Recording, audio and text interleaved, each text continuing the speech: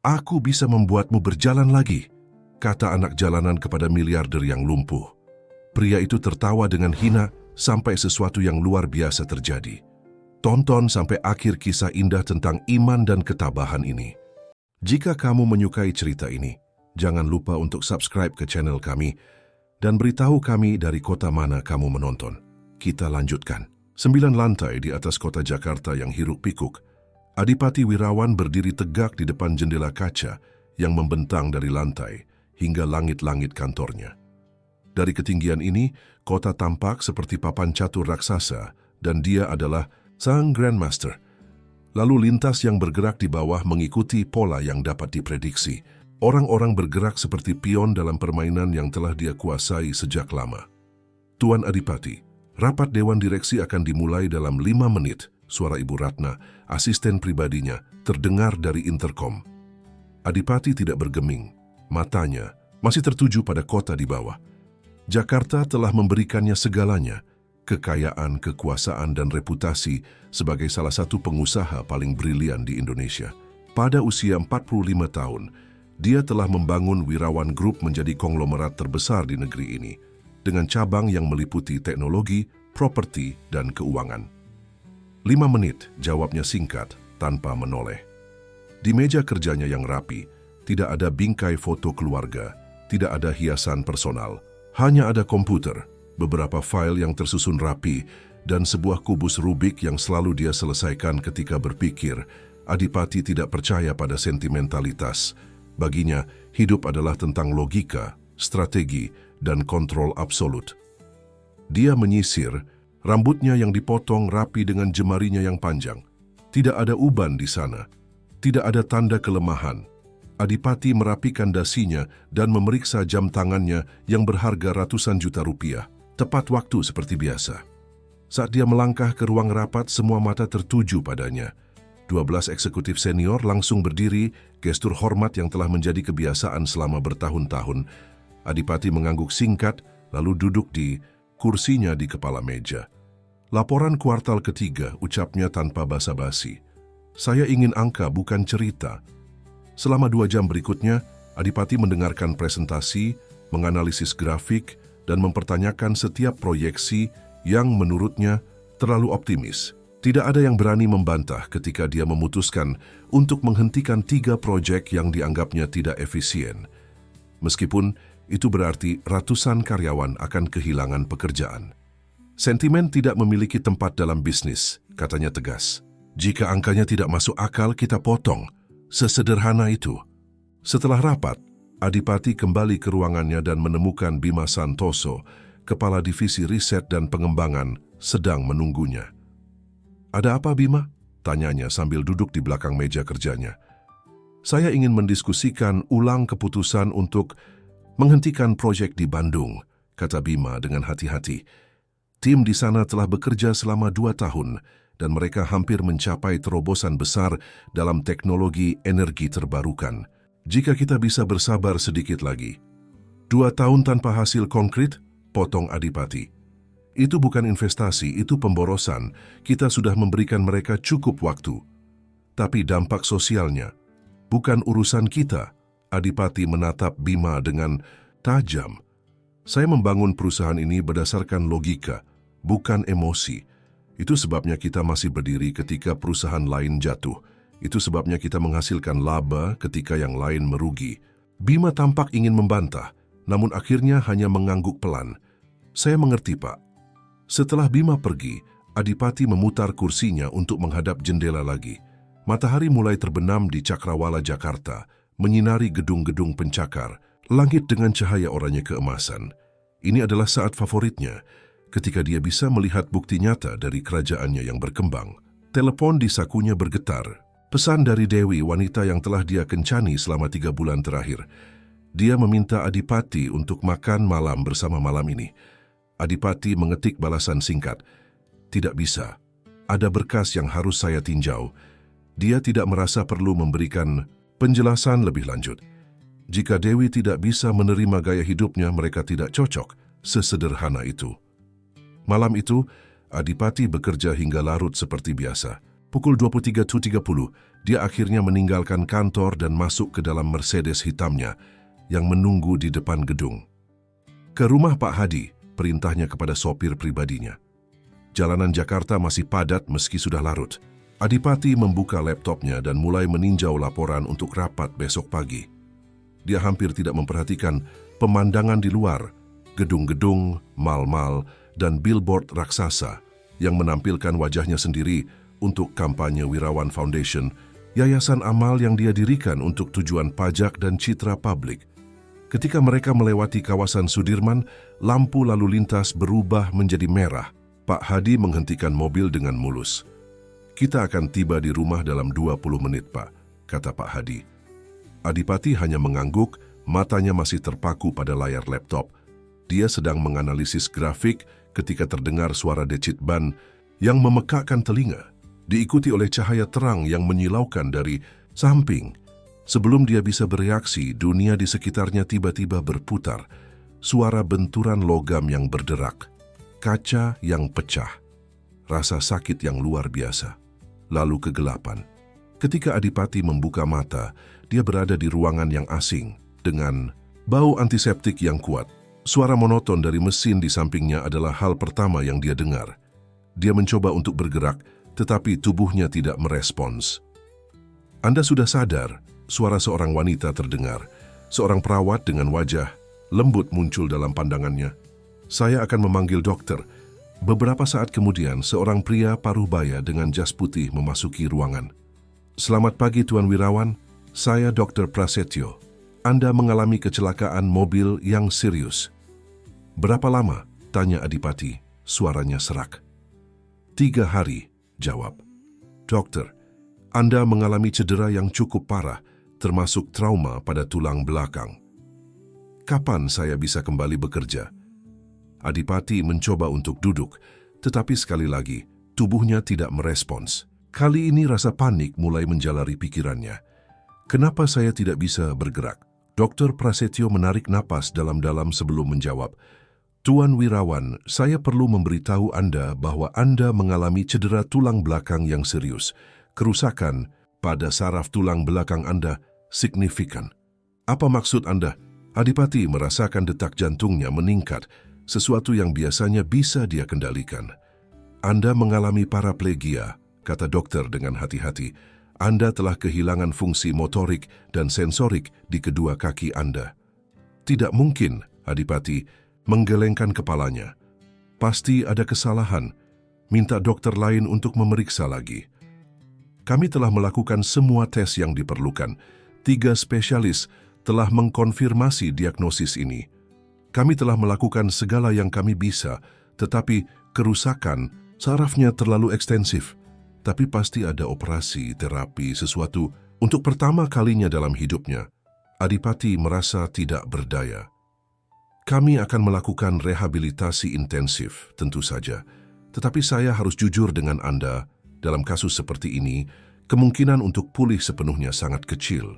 Hampir tidak ada." Dunia Adipati runtuh dalam sekejap.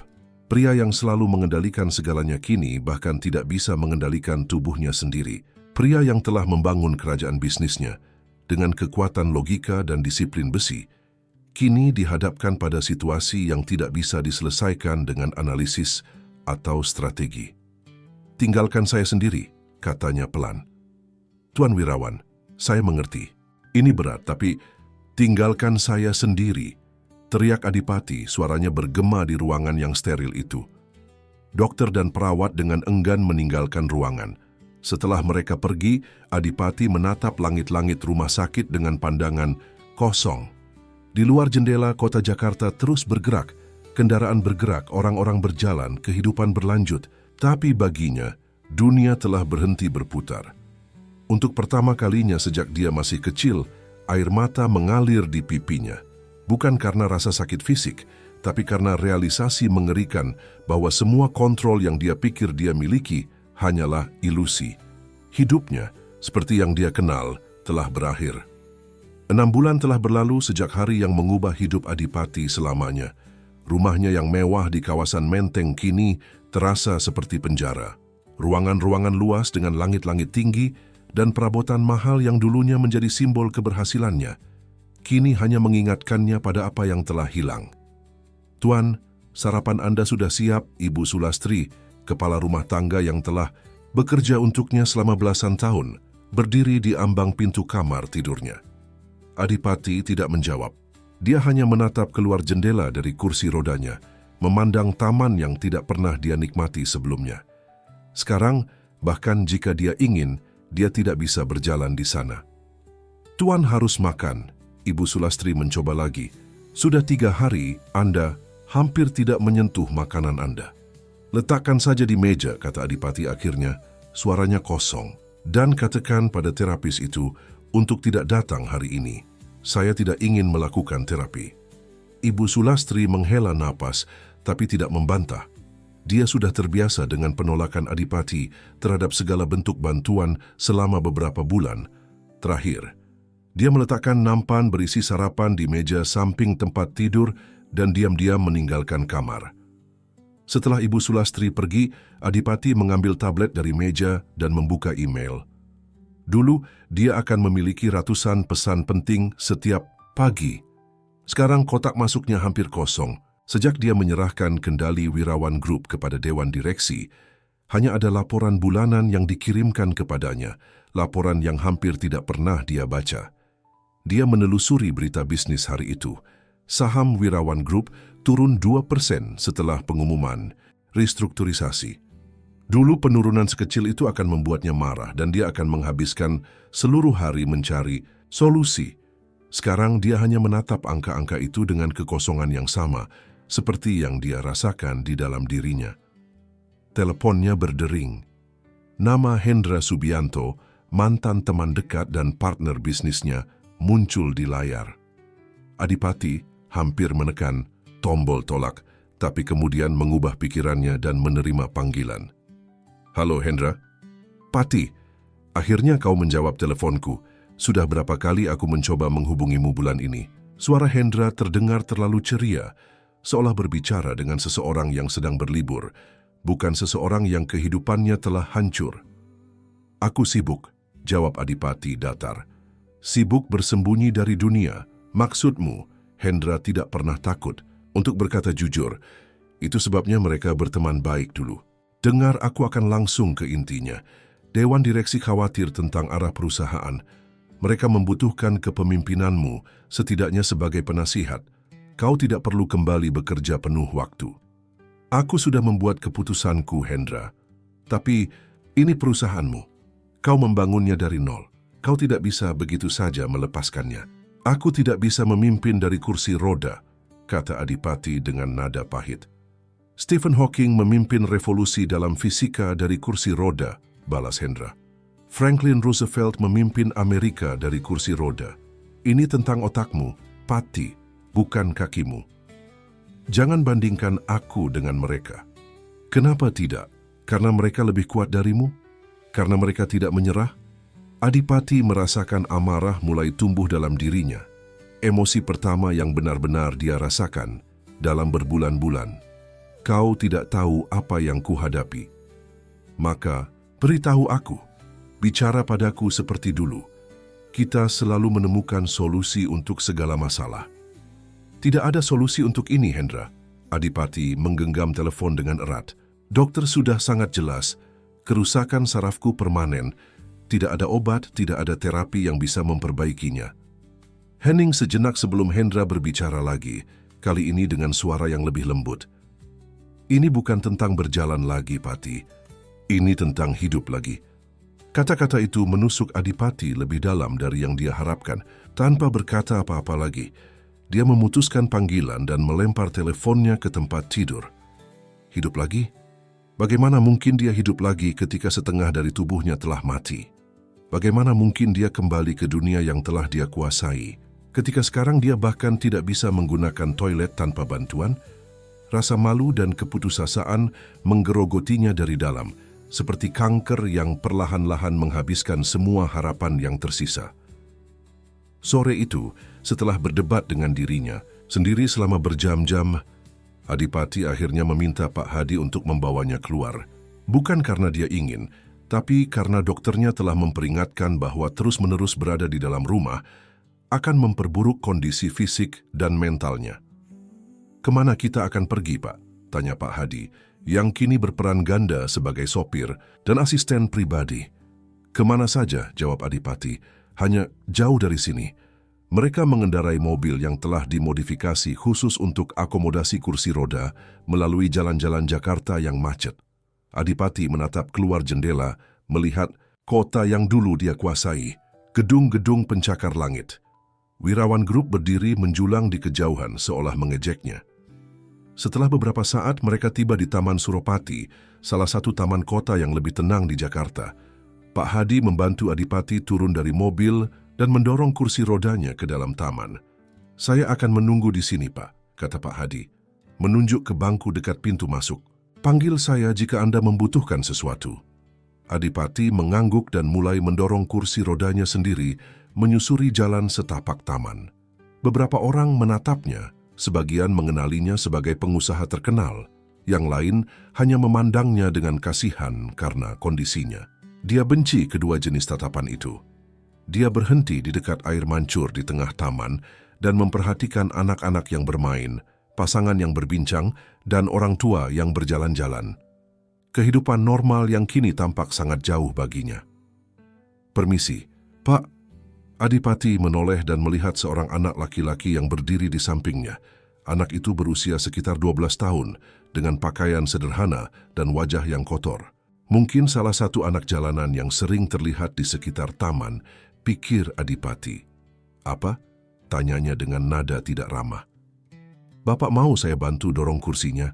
Anak itu menawarkan, menunjuk kursi roda Adipati. "Tidak, pergilah," tolak Adipati. Tidak ingin berurusan dengan siapapun, apalagi seorang anak jalanan yang mungkin hanya ingin uang. Tapi anak itu tidak bergerak. Dia terus menatap Adipati dengan mata yang anehnya tenang dan dalam untuk seseorang seusianya. "Apalagi yang kau inginkan?" tanya Adipati, mulai merasa terganggu. "Bapak kelihatan sedih," kata anak itu dengan jujur. "Saya juga pernah sedih seperti itu." Ketulusan dalam suara anak itu membuat Adipati tertegun. "Apa yang kau tahu tentang kesedihan?" tanyanya, setengah mengejek. "Banyak," jawab anak itu singkat, dengan cara yang membuat Adipati yakin bahwa dia memang tahu. Untuk beberapa saat, mereka berdua terdiam. Adipati merasa aneh berbicara dengan anak ini, tapi entah mengapa dia tidak mengusirnya. "Siapa namamu?" tanya Adipati akhirnya. "Jati," jawab anak itu. "Jati Kusuma." "Di mana orang tuamu, Jati?" "Tidak punya," jawabnya tanpa emosi berlebihan. "Ibu saya pergi karena sakit. Ayah saya entahlah, saya tidak pernah melihatnya." Adipati menatap anak itu dengan sedikit lebih perhatian.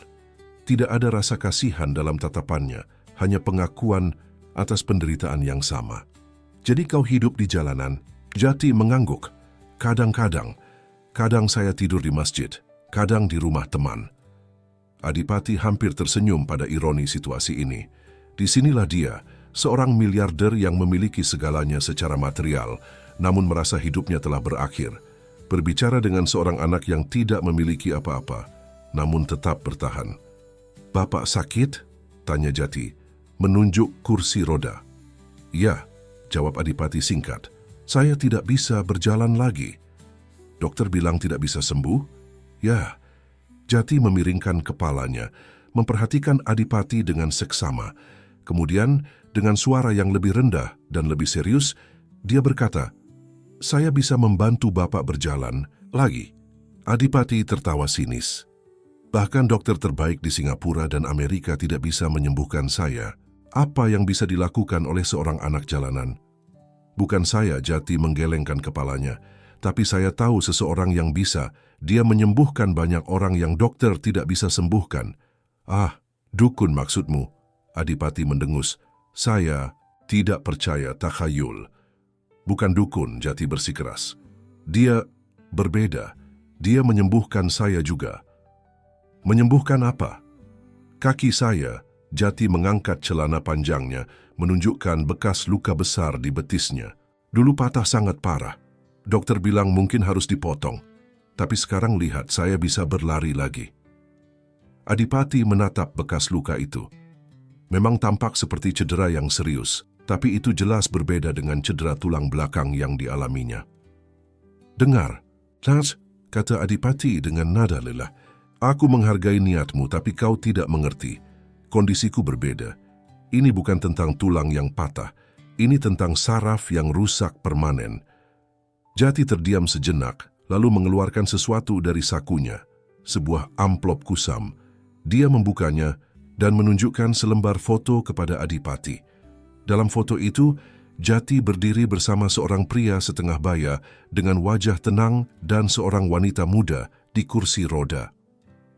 "Ini Ibu Sari," kata Jati, menunjuk wanita di kursi roda. Dia juga tidak bisa berjalan karena kecelakaan. Sekarang dia sudah bisa berjalan lagi.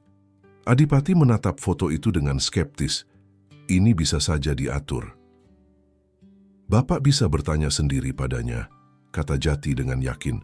"Dia tinggal di kampung saya, di Ciawi, di kaki Gunung Salak."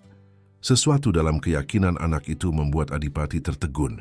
Bukan karena dia mulai percaya, tapi karena sudah lama sekali sejak dia terakhir kali melihat keyakinan yang begitu murni. "Berapa biayanya?" tanya Adipati, berasumsi bahwa inilah inti dari pembicaraan ini. "Tidak ada biaya," jawab Jati. "Pak, Dharma tidak pernah meminta uang. Tapi apa? Dia hanya membantu orang yang benar-benar percaya bahwa mereka bisa sembuh." Adipati hampir tertawa lagi. "Kalau begitu dia tidak akan mau membantuku, karena aku tidak percaya." "Tapi Bapak ada di sini," Jati tersenyum kecil. "Itu artinya Bapak masih berharap." Kata-kata itu menusuk Adipati lebih dalam dari yang dia kira. Dia menatap anak itu dengan campuran kemarahan dan keingintahuan. "Bagaimana aku bisa menemuinya?" tanya Adipati akhirnya, lebih untuk mengakhiri percakapan ini daripada benar-benar berminat. "Saya bisa mengantar Bapak," jawab Jati dengan antusias. "Besok kalau Bapak mau. Kampung kami tidak jauh, hanya 2 jam dari Jakarta." Adipati hampir menolak tawaran itu secara otomatis. Tapi kemudian dia berpikir, apa yang dia miliki untuk dipertaruhkan? Waktunya? Waktu yang dia habiskan untuk menatap dinding kamarnya setiap hari. Reputasinya? Reputasi yang sudah tidak berarti lagi? "Baiklah," kata Adipati akhirnya, mengejutkan dirinya sendiri. "Besok pagi, tapi aku membuat syarat." "Apa itu, Pak?" "Jika orang ini, Pak Dharma, tidak bisa membantuku, kau tidak akan pernah menghubungiku lagi. Dan jika dia berhasil," Adipati berhenti sejenak, memikirkan taruhan yang cukup besar untuk menunjukkan betapa yakinnya dia bahwa ini semua omong kosong. "Jika dia berhasil, aku akan mendirikan rumah sakit di kampungmu." Mata Jati melebar. "Sungguh, Pak?" "Ya, Adipati, mengangguk. Rumah sakit modern dengan peralatan terbaik, tapi jangan terlalu berharap karena itu tidak akan terjadi." Jati tersenyum lebar. "Baik, Pak. Besok pagi saya akan menunggu Bapak di sini, jam 7. Ketika Adipati kembali ke mobilnya, Pak Hadi menatapnya dengan heran. "Apakah anak itu mengganggu Bapak? Saya melihat Bapak berbicara dengannya cukup lama." "Tidak," jawab Adipati. Matanya masih mengikuti sosok Jati yang berjalan menjauh. "Besok pagi kita akan pergi ke Ciawi, ke kaki Gunung Salak." "Ciawi? Ada urusan apa di sana, Pak?" Adipati menatap Pak Hadi dengan tatapan yang sulit dibaca. Campuran antara keraguan, keputusasaan dan secercah kecil harapan yang dia sendiri tidak yakin dari mana asalnya. "Mungkin tidak ada," katanya pelan. "Atau mungkin segalanya." Pagi datang dengan awan mendung yang menggantung rendah di langit Jakarta. Adipati terbangun lebih awal dari biasanya, didorong oleh perasaan aneh yang tidak bisa dia jelaskan. Sepanjang malam, dia bermimpi tentang berjalan di pantai, sesuatu yang tidak pernah dia nikmati, bahkan ketika dia masih bisa melakukannya. Dalam mimpi itu, dia merasakan pasir di antara jari-jari kakinya, sensasi yang kini terasa begitu asing. "Anda yakin ingin melakukan ini, Pak?" tanya Pak Hadi saat membantu Adipati bersiap-siap. "Pergi ke desa terpencil berdasarkan kata-kata seorang anak jalanan?" "Tidak, aku tidak yakin," jawab Adipati sambil mengenakan kemeja bersih. "Tapi apalagi yang harus kulakukan hari ini? Menatap dinding. menelepon dokter yang akan mengatakan hal yang sama seperti yang selalu mereka katakan. Pak Hadi tidak menjawab. Dia sudah bekerja untuk Adipati selama 15 tahun dan tidak pernah melihat bosnya seperti ini, putus asa, hampa, dan anehnya, terbuka untuk kemungkinan yang sebelumnya akan dia tolak mentah-mentah. Tepat pukul 7, mobil mereka tiba di Taman Suropati. Jati sudah menunggu di pintu masuk, mengenakan pakaian yang lebih bersih dari kemarin, dan membawa tas kecil. "Selamat pagi, Pak," sapanya dengan ceria ketika Adipati diturunkan dari mobil ke kursi rodanya. "Bapak benar-benar datang. Aku selalu menepati janjiku," jawab Adipati datar. "Naiklah." Selama perjalanan keluar dari Jakarta, Jati duduk di samping Adipati di kursi belakang bercerita tentang kampung halamannya di Ciawi. Desa itu terletak di kaki Gunung Salak, dikelilingi oleh hutan dan sawah, dengan sungai jernih yang mengalir dari pegunungan. Menurutnya, tempat itu memiliki kekuatan penyembuhan alami. Pak Dharma bilang, tempat kita tinggal memengaruhi bagaimana tubuh kita sembuh, jelas Jati dengan antusiasme seorang guru kecil. Di kota terlalu banyak polusi, stres, dan energi negatif. Adipati mendengarkan tanpa banyak berkomentar. Pandangannya tertuju pada pemandangan yang berubah saat mereka meninggalkan gedung-gedung tinggi Jakarta dan memasuki wilayah yang lebih hijau di pinggiran kota. "Berapa umurmu, Jati?" tanya Adipati tiba-tiba. 12 tahun, Pak. "Dan kau hidup sendiri di Jakarta?" "Tidak sendiri," Jati menggeleng. "Ada banyak teman, kami saling menjaga. Bagaimana kau bisa berakhir di jalanan?" Jati terdiam sejenak, matanya menerawang keluar jendela. "Ibu saya sakit, Pak. Kanker. Rumah sakit tidak mau merawatnya karena kami tidak punya uang. Ketika dia pergi, rumah kami diambil oleh rentenir. Saya lari ke Jakarta." Cerita itu diceritakan dengan nada datar, seolah Jati sedang membaca berita dan bukan menceritakan tragedi pribadinya. Adipati merasakan sesuatu bergerak dalam dirinya, sebuah perasaan yang telah lama dia kubur, empati. "Maaf," kata Adipati pelan, kata yang jarang keluar dari mulutnya. "Tidak apa-apa, Pak," Jati tersenyum kecil. "Itu sudah lama. Sekarang saya punya keluarga baru di kampung. Pak Dharma seperti ayah bagi semua orang di sana." Setelah 2 jam perjalanan melewati jalan yang semakin sempit dan berkelok, mereka akhirnya tiba di sebuah desa kecil yang tersembunyi di antara pepohonan. Rumah-rumah sederhana berjajar di sepanjang jalan tanah, dengan kebun-kebun kecil dan kandang ayam di halaman. Beberapa penduduk desa menatap penasaran saat mobil mewah itu melintas. "Kita harus berhenti di sini, Pak," kata Jati, ketika mereka mencapai ujung jalan yang bisa dilalui mobil. Rumah Pak Dharma ada di dekat sungai, harus jalan kaki sedikit.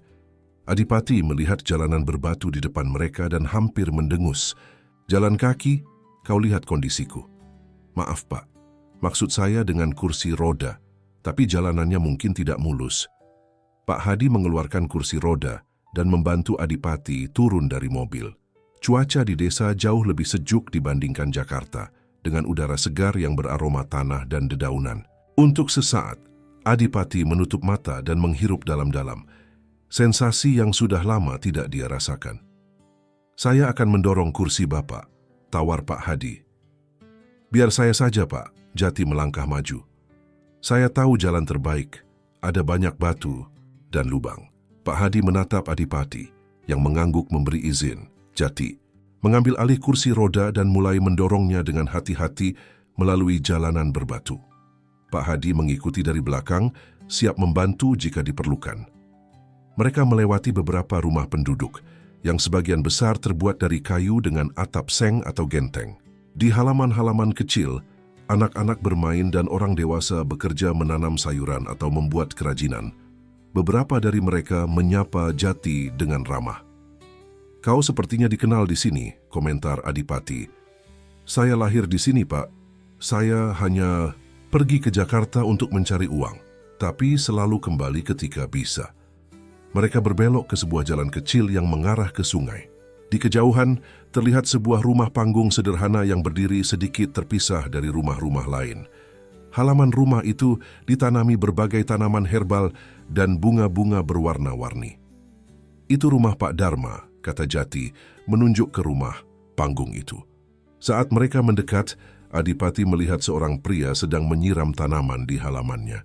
Pria itu berusia sekitar 60 tahun, dengan rambut putih yang dipotong rapi dan tubuh yang tegap untuk usianya. Dia mengenakan pakaian tradisional Sunda yang bersih, baju pangsi hitam dan ikat kepala.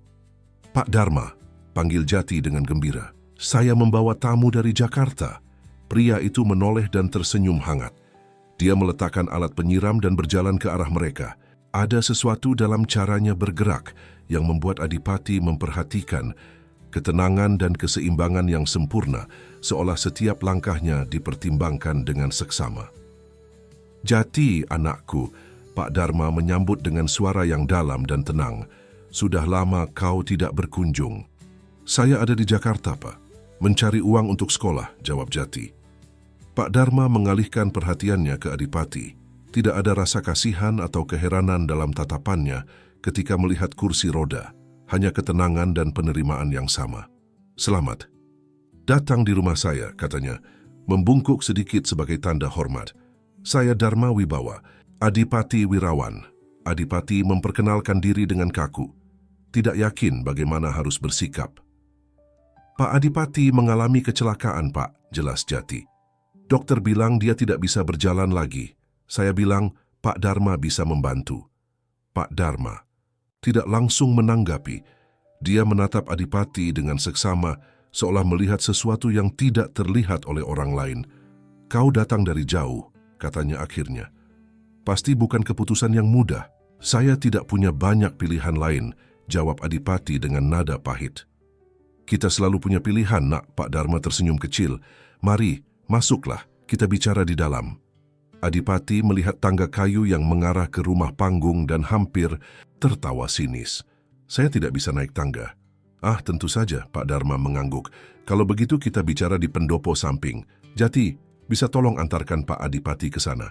Jati mendorong kursi roda Adipati menuju sebuah pendopo kecil di samping rumah. Struktur terbuka itu memiliki lantai kayu yang halus dan atap jerami dengan beberapa kursi bambu dan meja rendah di tengahnya. Dari pendopo, mereka bisa melihat sungai yang mengalir jernih dan pepohonan yang bergerak lembut tertiup angin. Pak Hadi tampak gelisah. "Pak, apa tidak sebaiknya saya ikut?" "Tunggu saja di mobil," perintah Adipati. "Ini tidak akan lama." Setelah Pak Hadi pergi dengan enggan, Pak Dharma bergabung dengan mereka di pendopo, membawa nampan berisi teh herbal segar. Dia menuangkan teh ke dalam 3 cangkir tanah liat sederhana dan menawarkan satu kepada Adipati. "Ini teh dari tanaman yang saya tanam sendiri," jelasnya. "Baik untuk menenangkan pikiran yang gelisah." Adipati menerima cangkir itu dengan ragu-ragu dan mencium aromanya yang menyegarkan.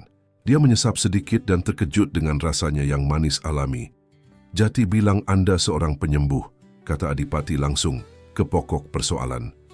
Pak Dharma tersenyum. "Saya hanya seorang tua yang tahu sedikit tentang tubuh dan jiwa manusia. Setiap orang memiliki kemampuan untuk menyembuhkan diri sendiri. Saya hanya membantu mengarahkan energi itu. Saya sudah berkonsultasi dengan dokter terbaik di Asia dan Amerika," kata Adipati dengan nada skeptis. "Mereka semua mengatakan hal yang sama. Kerusakan saraf tulang belakang saya permanen. Tidak ada harapan untuk sembuh." "Ah, dokter modern." Pak Dharma mengangguk. Mereka sangat pintar tentang apa yang mereka lihat, tapi seringkali buta terhadap apa yang tidak mereka lihat. "Dan apa yang tidak mereka lihat?" tantang Adipati. "Hubungan antara tubuh, pikiran, dan jiwa," jawab Pak Dharma dengan tenang. "Tubuh kita bukan hanya mesin biologis. Ada energi yang mengalir di dalamnya, energi yang bisa terputus atau tersumbat karena trauma, baik fisik maupun emosional." Adipati hampir mendengus, tapi menahan diri. Dia telah datang sejauh ini, jadi dia bisa setidaknya mendengarkan. "Jati bilang Anda menyembuhkan wanita bernama Sari yang juga mengalami kelumpuhan." "Ibu Sari," ya, Pak Dharma mengangguk. "Dia mengalami kecelakaan motor 3 tahun lalu. Dokter mengatakan dia tidak akan pernah berjalan lagi. Sekarang dia mengajar di sekolah desa dan berjalan 5 kilometer setiap hari." "Bagaimana Anda melakukannya?" "Saya tidak melakukan apa-apa," Pak Dharma menggeleng pelan. Ibu Sari yang melakukannya sendiri. Saya hanya membantunya menemukan kembali koneksi yang terputus. Adipati menatap pria tua itu dengan campuran keraguan dan keingintahuan. Dan bagaimana tepatnya Anda melakukan itu? Dengan membuka pikiran dan hati, Pak Dharma menatap langsung ke mata Adipati. Tapi pertanyaan sebenarnya adalah, apakah Anda siap untuk itu? Saya datang ke sini, bukan? Balas Adipati dengan nada defensif.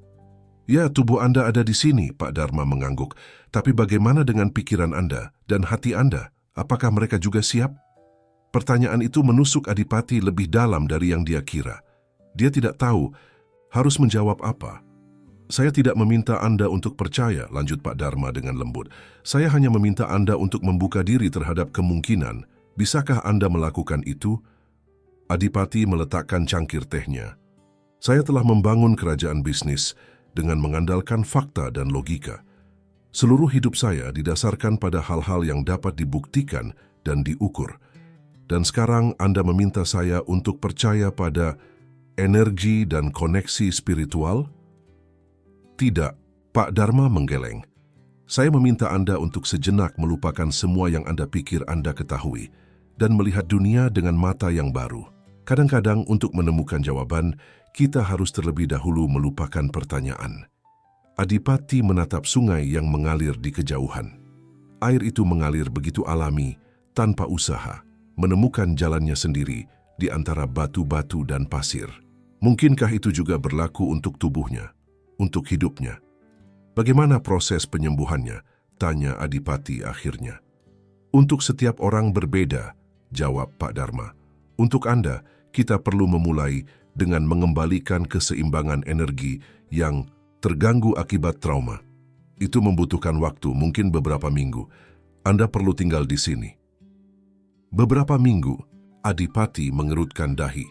Saya tidak bisa tinggal selama itu. Kenapa tidak? Tanya Jati tiba-tiba. Bapak bilang sendiri tidak ada yang menunggu Bapak di Jakarta. Adipati menatap anak itu dengan terkejut. Dia benar, tidak ada yang menunggunya, tidak ada yang membutuhkannya. Hidupnya yang dulu telah berakhir dan dia belum memulai yang baru. Mungkin itu yang Anda butuhkan, kata Pak Dharma dengan lembut. Waktu jauh dari kehidupan lama Anda untuk menemukan kembali siapa Anda sebenarnya.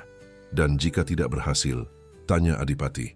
Maka Anda tidak kehilangan apa-apa kecuali waktu, jawab Pak Dharma. Tapi jika berhasil, saya akan membangun rumah sakit di desa ini. Adipati menyelesaikan kalimatnya, mengingat janji yang dia buat kepada Jati. Pak Dharma tersenyum. Itu keputusan yang baik, tapi bukan untuk saya atau desa ini. Anda harus melakukan ini. Lakukan untuk diri Anda sendiri. Adipati merenung sejenak. Apa yang dia pertaruhkan sebenarnya? Karirnya sudah berakhir. Hubungan sosialnya hampir tidak ada.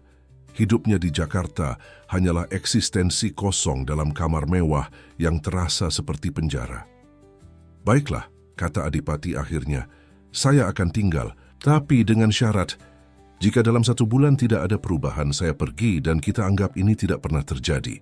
Adil, Pak Dharma mengangguk. Tapi saya juga punya syarat. Selama Anda di sini, Anda harus mengikuti semua petunjuk saya tanpa pertanyaan.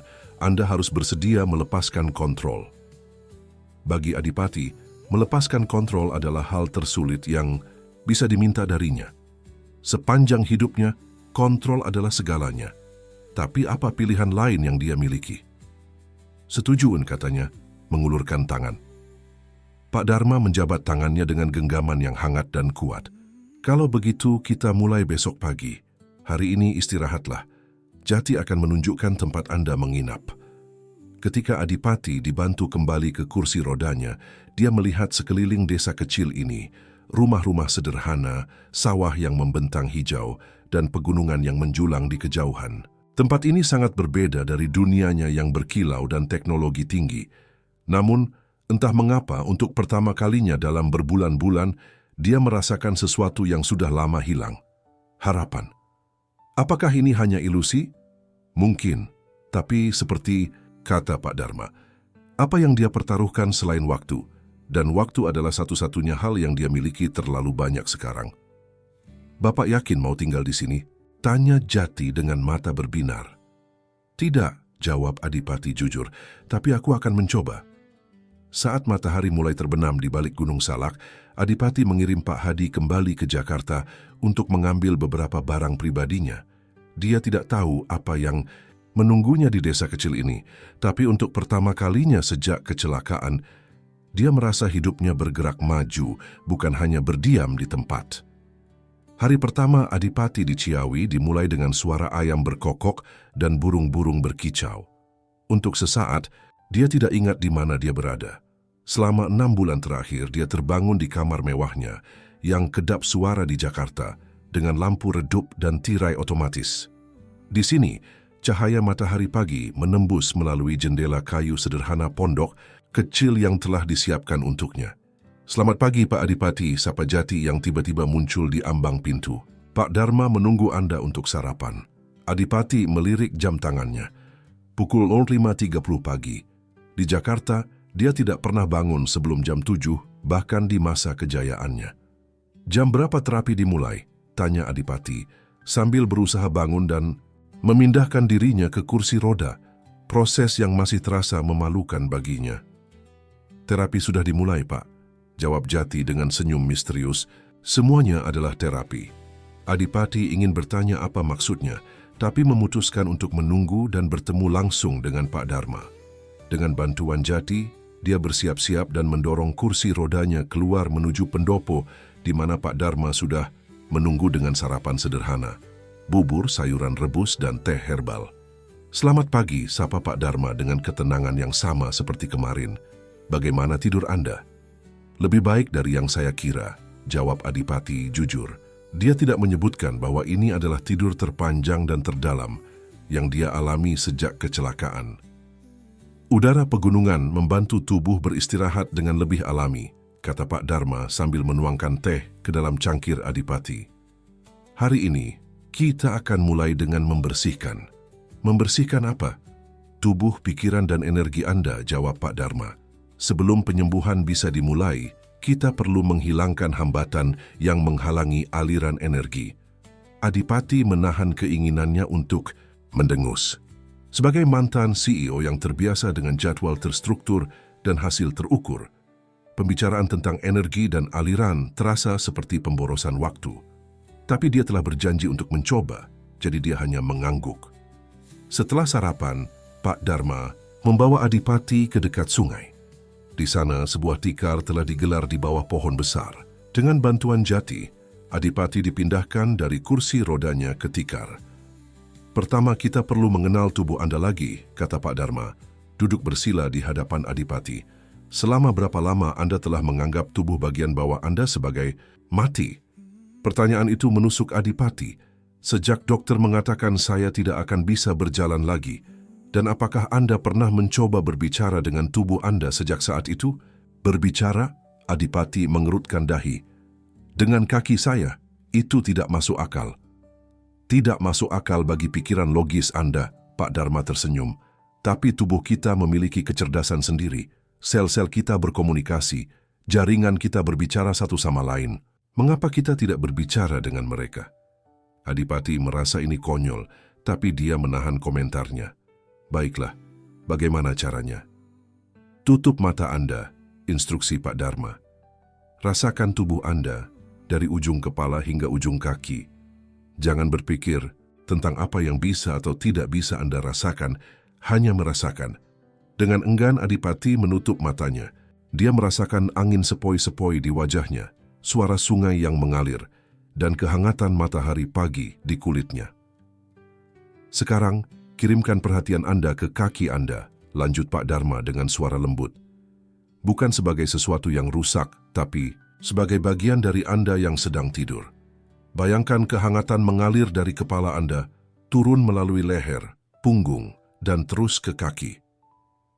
Adipati mencoba, meski terasa aneh. Dia telah lama menganggap kakinya sebagai beban mati, bagian tubuh yang hanya perlu dirawat untuk mencegah luka tekan dan infeksi. Ide untuk berbicara dengannya terasa seperti berbicara dengan manekin. "Saya tidak merasakan apa-apa," kata Adipati setelah beberapa menit mencoba. "Tidak apa-apa," Pak Dharma tidak terlihat terganggu. "Ini baru awalnya. Kita akan melakukan ini setiap hari. Tubuh Anda perlu waktu untuk mengingat bahwa dia masih utuh. Selama beberapa jam berikutnya, Pak Dharma memimpin Adipati melalui berbagai latihan pernapasan dan visualisasi. Dia juga memberikan ramuan herbal yang rasanya pahit dan meminta Adipati untuk meminumnya 3 kali sehari. Ini untuk membersihkan darah dan membuka jalur energi, jelasnya. Tubuh Anda telah lama terpapar obat-obatan kimia dan makanan yang tidak alami. Kita perlu membersihkannya. Pada sore hari, Pak Dharma meninggalkan Adipati bersama Jati. Istirahatlah. Besok kita akan mulai dengan latihan yang lebih intensif. Setelah Pak Dharma pergi, Adipati menghela napas panjang. Jadi ini saja? Tanyanya pada Jati dengan nada sedikit kecewa. Meditasi dan teh herbal? Sabar, Pak. Jati tersenyum. Pak Dharma tidak seperti dokter di Jakarta yang langsung memberi banyak obat dan peralatan. Dia memulai dari dalam. Tapi dia bahkan tidak menyentuh kakiku, kata Adipati.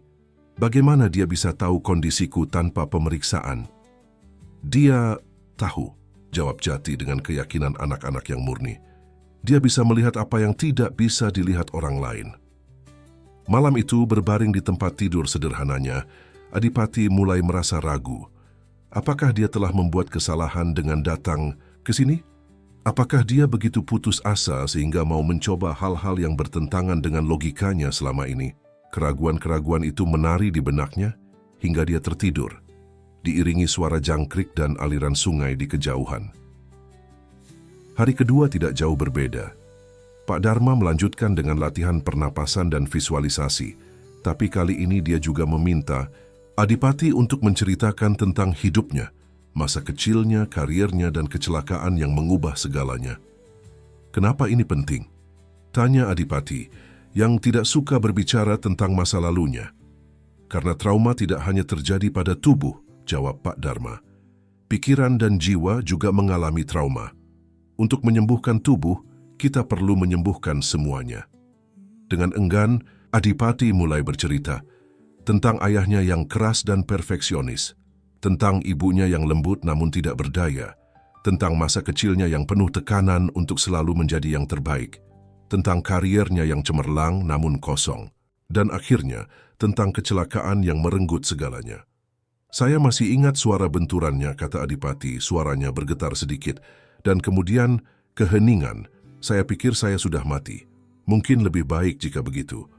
Kematian bukan jawaban, kata Pak Dharma dengan lembut. Jika Anda diberikan kesempatan untuk hidup, itu berarti masih ada tugas yang belum Anda selesaikan di dunia ini. Tugas apa? Menjadi invalid. Adipati tertawa pahit. Mungkin untuk belajar melihat dunia dengan cara baru, jawab Pak Dharma. Selama ini Anda telah melihat dunia hanya melalui lensa logika dan kontrol. Mungkin sekarang saatnya untuk melihatnya melalui lensa lain. Pembicaraan itu membuat Adipati berpikir sepanjang hari. Pada hari ketiga, Pak Dharma akhirnya melakukan sesuatu yang Adipati anggap sebagai terapi yang sebenarnya. Dia meminta Jati untuk membantu membaringkan Adipati di tikar, kemudian mulai menekan titik-titik tertentu di tubuhnya, mulai dari kepala hingga kaki. Ini adalah titik-titik energi, jelas Pak Dharma. Dalam pengobatan tradisional Jawa dan Cina, titik-titik ini terhubung dengan organ dan sistem saraf tertentu. Ketika Pak Dharma menekan titik di dekat pinggangnya, Adipati merasakan sensasi aneh, seperti aliran listrik kecil yang menjalar ke kakinya. Itu adalah sensasi pertama yang dia rasakan di kaki sejak kecelakaan. Saya merasakan sesuatu, katanya dengan terkejut. Pak Dharma tersenyum. Saraf Anda tidak benar-benar mati. Mereka hanya tidur, menunggu untuk dibangunkan kembali. Meskipun skeptis, Adipati mulai merasakan harapan kecil tumbuh di dalam dirinya. Namun harapan itu tidak bertahan lama. Pada minggu kedua, kemajuan yang dirasakan Adipati tampak stagnan.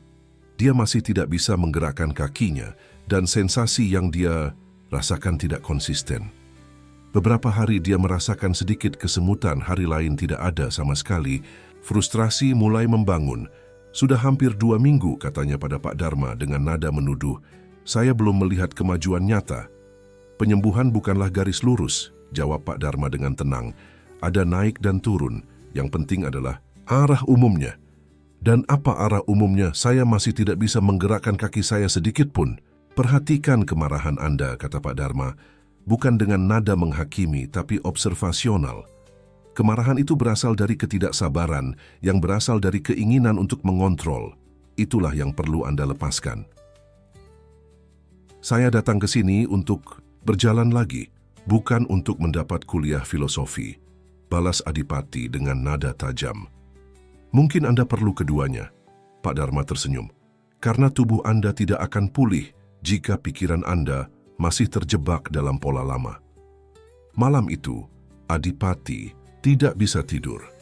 Keraguan dan frustrasi terus berputar di benaknya. Dia hampir memutuskan untuk memanggil Pak Hadi dan kembali ke Jakarta keesokan harinya. Apa gunanya membuang-buang waktu di sini jika tidak ada hasil nyata? Saat fajar menyingsing, Adipati sudah bangun dan melihat keluar jendela pondoknya. Di kejauhan, dia melihat Pak Dharma berdiri di tepi sungai, melakukan gerakan-gerakan lambat yang tampak seperti tarian. Dengan dorongan yang tidak bisa dijelaskan, Adipati memindahkan dirinya ke kursi roda dan mendorong dirinya keluar pondok menuju sungai. Ketika dia mendekat, dia melihat bahwa Pak Dharma sedang melakukan semacam senam pernapasan. Setiap gerakan disinkronkan dengan napas yang dalam dan teratur. "Selamat pagi," sapa Pak Dharma tanpa menoleh. "Anda bangun lebih awal hari ini." "Saya tidak bisa tidur," jawab Adipati jujur. Pikiran yang gelisah seringkali membuat tubuh juga gelisah. Pak Dharma berhenti dan berbalik menghadap Adipati. "Anda ingin pulang ke Jakarta?" Itu bukan pertanyaan tapi pernyataan. Adipati terkejut dengan ketepatan Pak Dharma dalam membaca pikirannya. "Saya tidak melihat kemajuan," kata Adipati, "dan waktu saya terbatas." "Apakah benar-benar terbatas?" tanya Pak Dharma. "Atau Anda yang membatasinya? Apa yang menunggu Anda di Jakarta?" Adipati tidak bisa menjawab.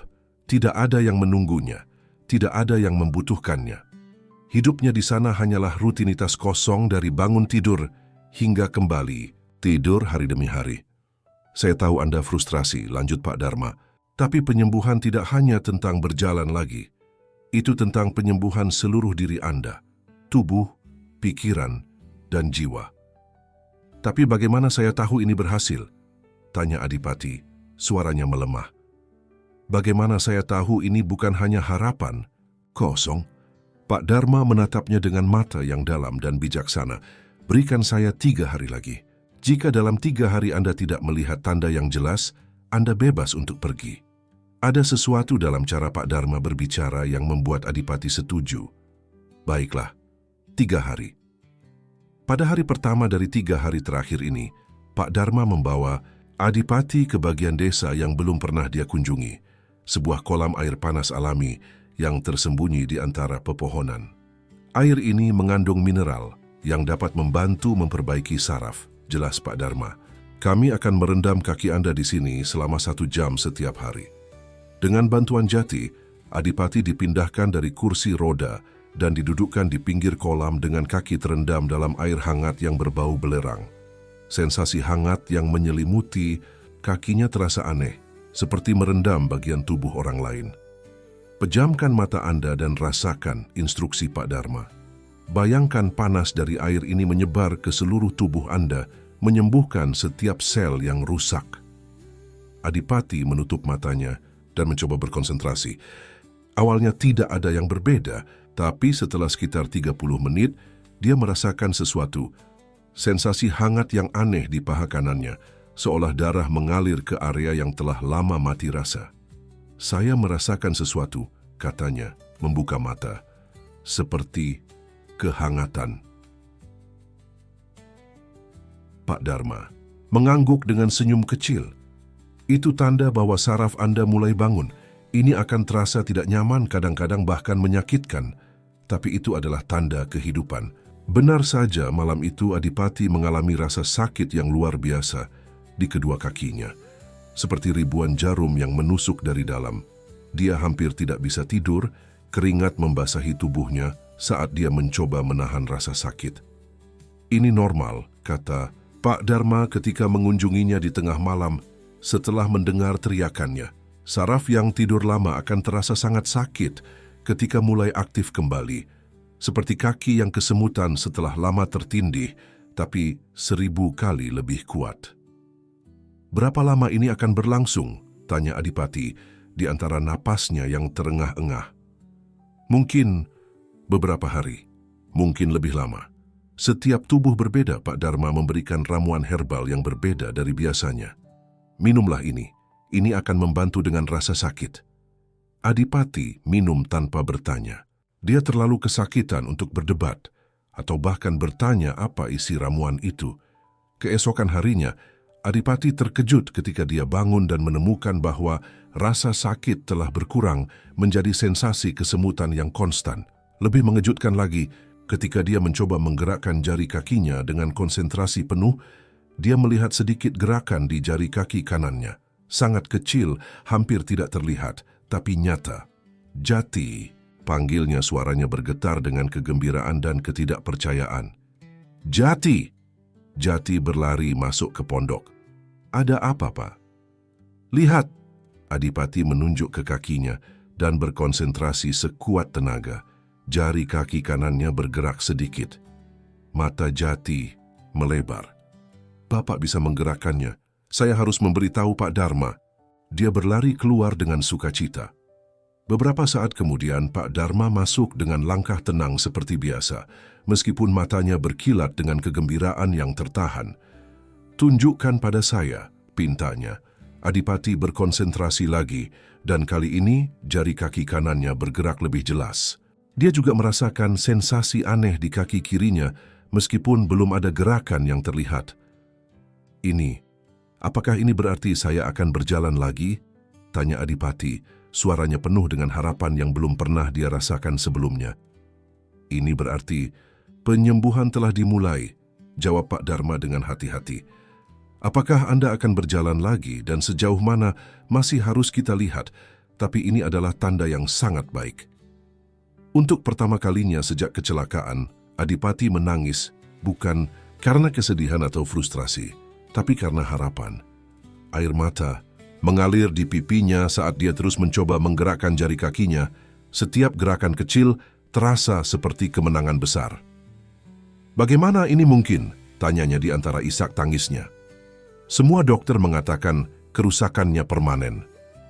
Tubuh memiliki kemampuan penyembuhan yang jauh melampaui pemahaman ilmu kedokteran modern," jawab Pak Dharma. "Terutama ketika pikiran dan jiwa juga berpartisipasi dalam penyembuhan." Adipati menatap pria tua itu dengan penuh rasa syukur dan kekaguman. "Terima kasih," katanya dengan tulus, kata yang jarang sekali dia ucapkan sebelumnya. "Jangan berterima kasih kepada saya," Pak Dharma tersenyum. "Berterima kasihlah kepada tubuh Anda yang telah bekerja keras untuk menyembuhkan dirinya sendiri, dan kepada pikiran Anda yang akhirnya membiarkannya melakukannya." Hari ketiga dari ultimatum 3 hari itu tiba, dan Adipati tidak lagi memiliki keinginan untuk kembali ke Jakarta. Sebaliknya, dia ingin tinggal lebih lama untuk melanjutkan penyembuhan yang baru saja dimulai. Ketika dia memberitahu Pak Dharma, pria tua itu hanya tersenyum. "Saya tahu Anda akan memutuskan untuk tinggal, bukan karena jari kaki yang bergerak, tapi karena sesuatu yang lebih dalam telah mulai berubah dalam diri Anda." "Apa maksud Anda?" tanya Adipati. "Lihat bagaimana Anda berbicara dengan Jati sekarang." Pak Dharma menunjuk ke interaksi Adipati dengan anak itu. Tidak lagi seperti pengusaha yang berbicara dengan anak jalanan, tapi seperti manusia yang berbicara dengan manusia lain. Itu adalah penyembuhan yang lebih besar dari gerakan jari kaki. Adipati menyadari bahwa Pak Dharma benar. Tanpa dia sadari, sikapnya terhadap orang-orang di sekitarnya telah berubah. Dia mulai melihat mereka bukan sebagai alat atau hambatan, tapi sebagai manusia utuh dengan kehidupan dan nilai mereka sendiri. "Jadi apa selanjutnya?" tanya Adipati. "Kita lanjutkan," jawab Pak Dharma sederhana. "Penyembuhan telah dimulai, tapi perjalanan masih panjang. Apakah Anda siap?" Adipati melihat ke kakinya, ke jari yang baru saja bergerak, dan merasakan harapan yang tumbuh dalam dirinya. Untuk pertama kalinya dalam hidupnya, dia siap untuk melepaskan kontrol dan mengikuti aliran, kemanapun itu membawanya. "Ya, jawabnya dengan keyakinan baru.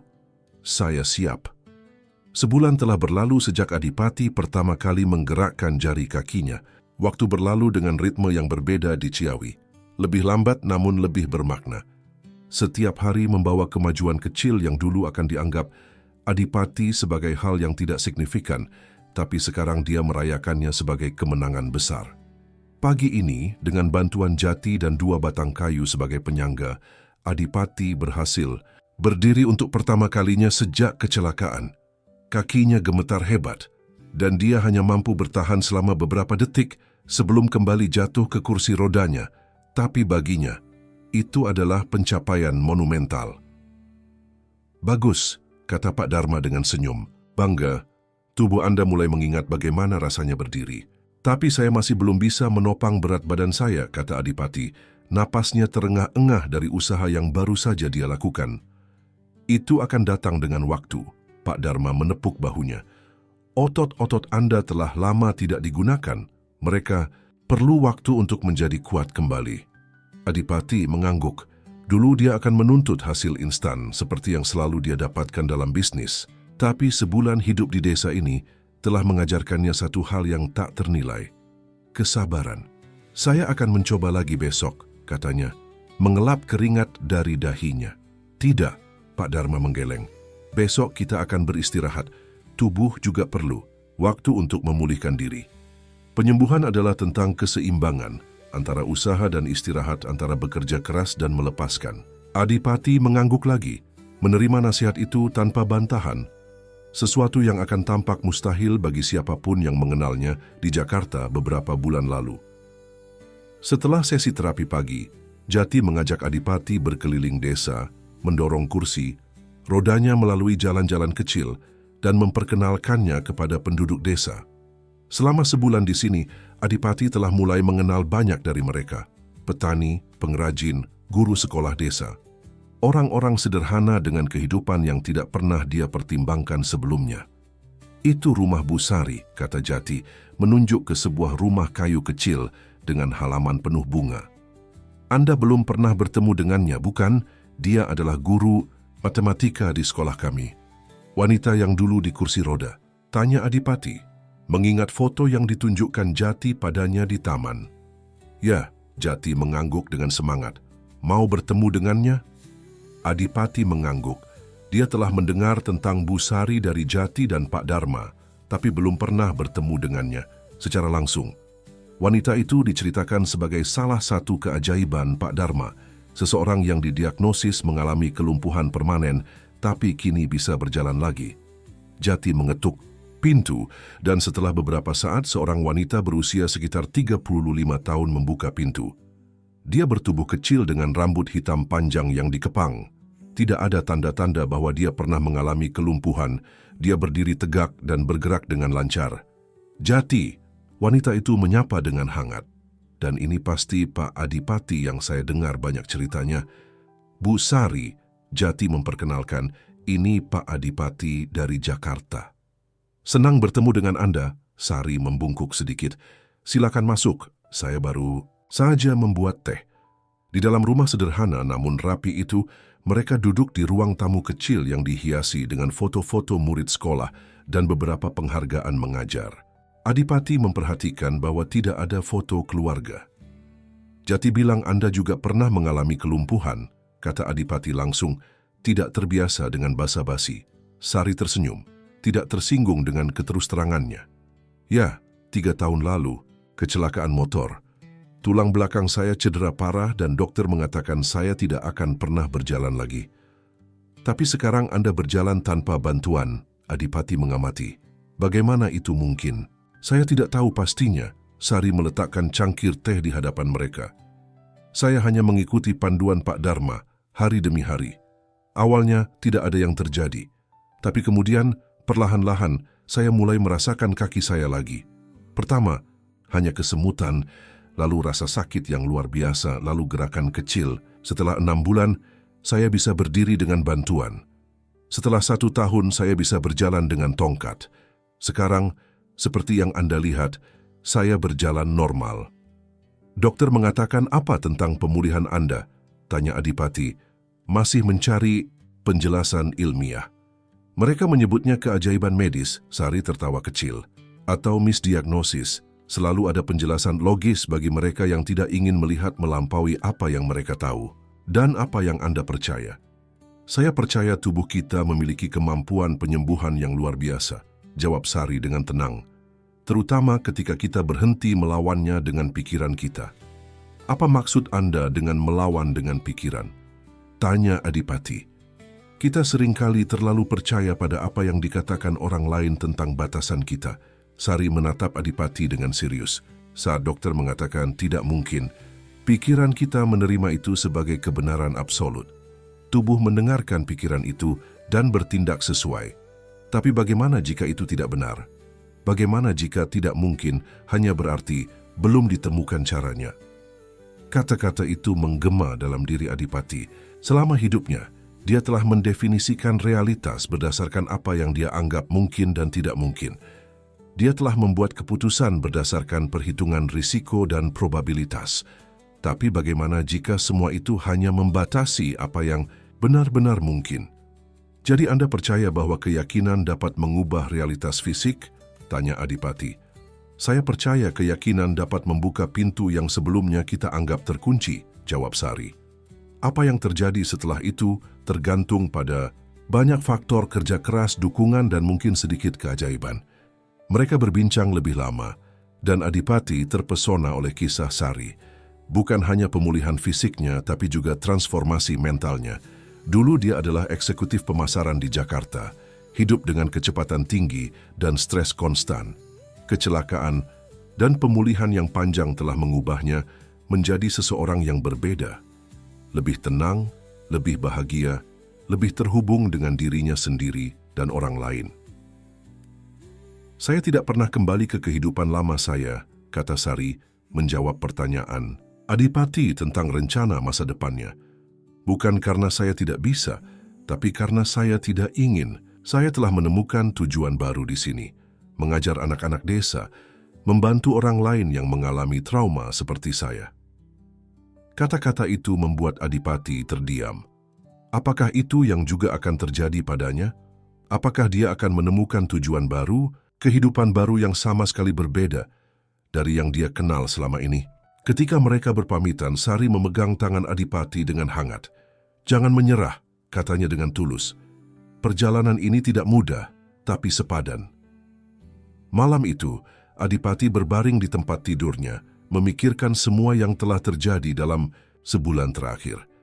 Bukan hanya kemajuan fisiknya, tapi juga perubahan dalam cara dia melihat dunia.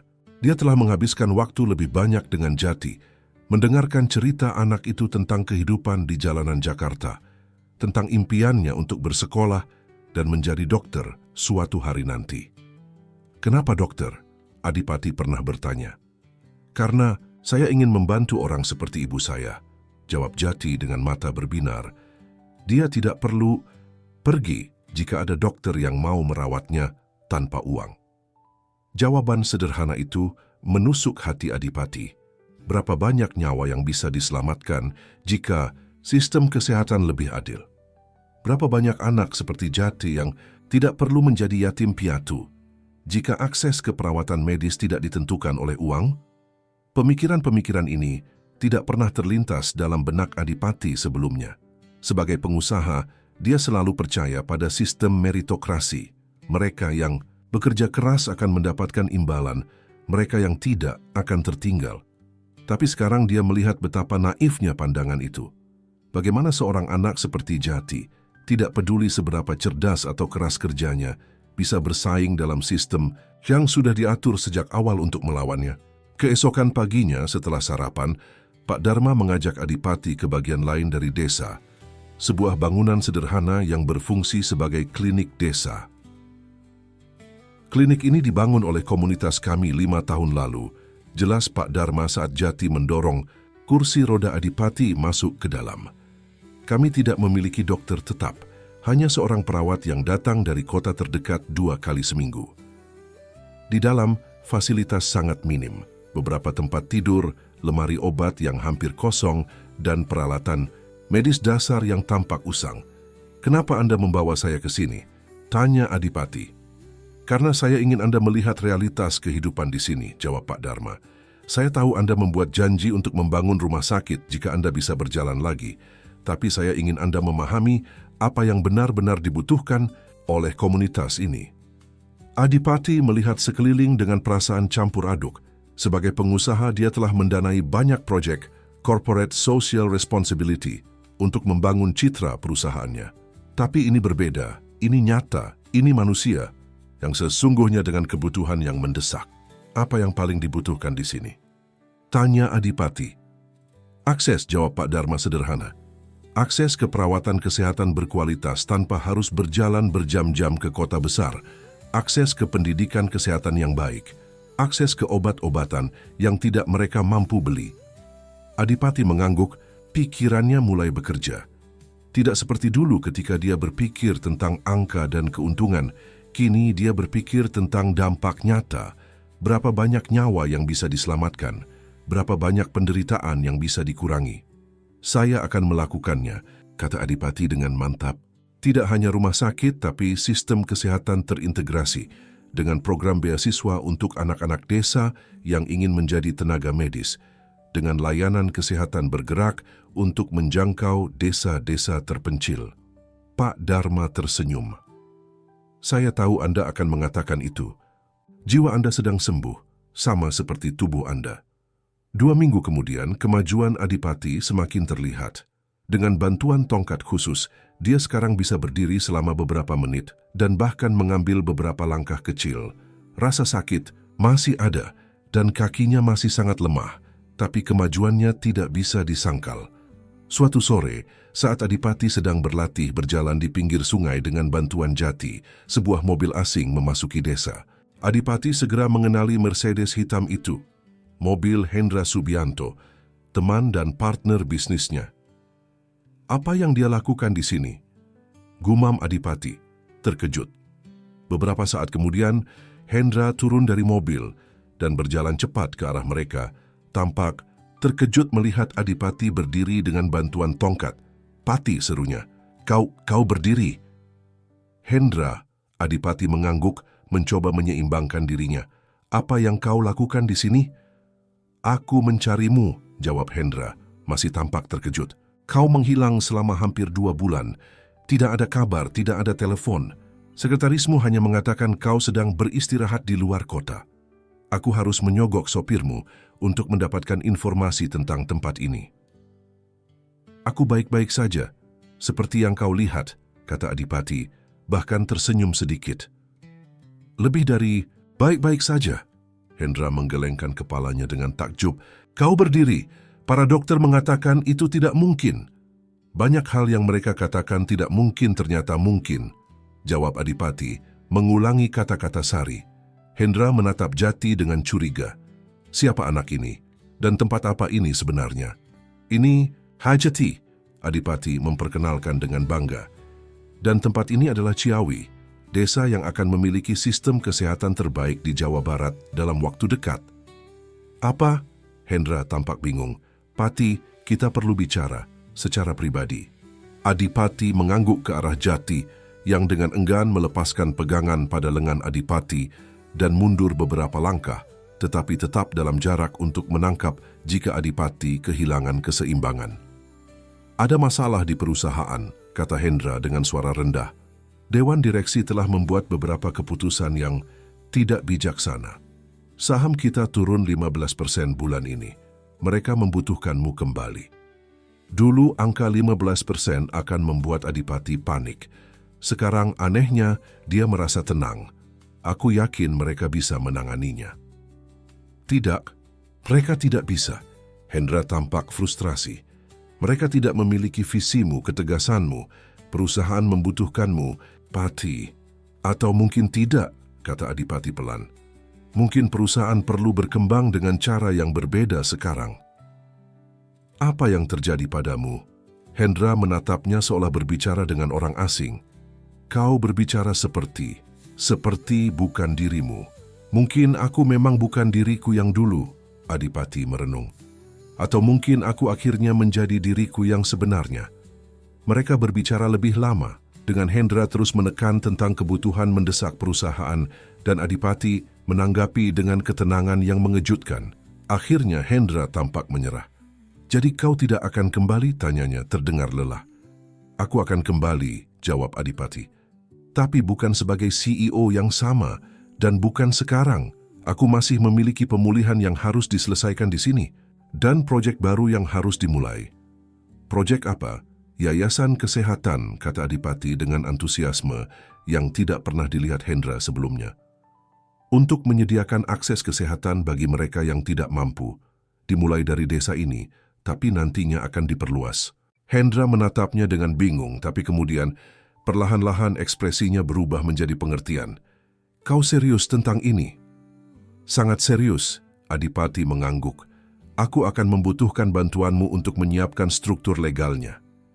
Hendra tertawa kecil, menggelengkan kepalanya dengan takjub. Siapa sangka Adipati Wirawan, si raja logika dan kontrol, sekarang berbicara tentang yayasan amal yang sesungguhnya.